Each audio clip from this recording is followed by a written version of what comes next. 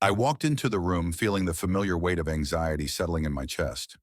It was a networking event, one of those places where people seem to float effortlessly from one conversation to the next. I stood by the entrance, clutching my drink like a lifeline, scanning the crowd for a friendly face. I felt like a fish out of water, gasping for air, unsure of how to swim in these social seas. My first instinct was to find a corner and stay there, but I'd promised myself that tonight would be different. I wanted to connect with people, to feel comfortable in these situations. I took a deep breath and thought, what's the worst that could happen? I remembered what a friend once told me. Starting a conversation is like lighting a match. Sometimes it catches quickly, and sometimes it fizzles out, but you won't know until you strike. So I decided to try my first match. I spotted a woman standing alone near the refreshment table. Her eyes were scanning the room, much like mine had been.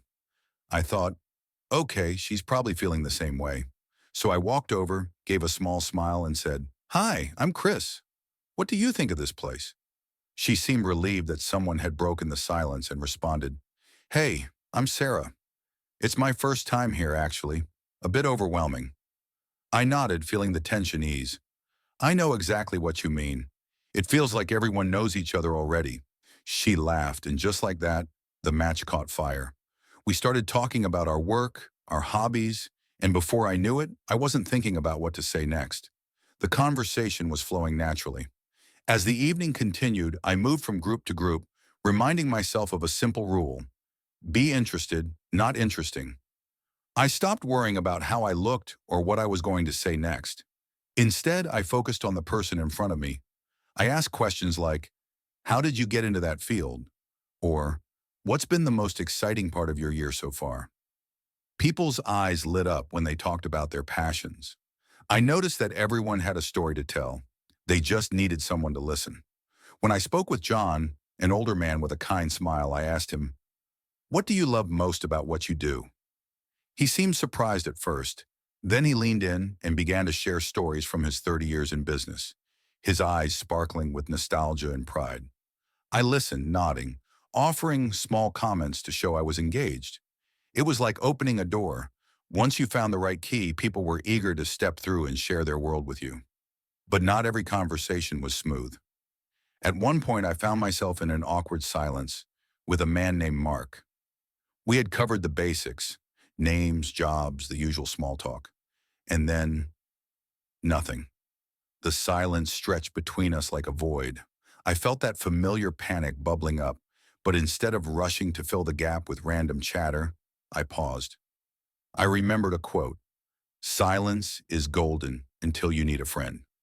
I took a breath and decided to treat this moment like a rest note in music, a pause, not a stop.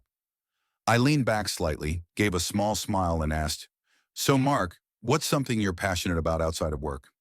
His face brightened, and he began to talk about his love for sailing, something I never would have guessed.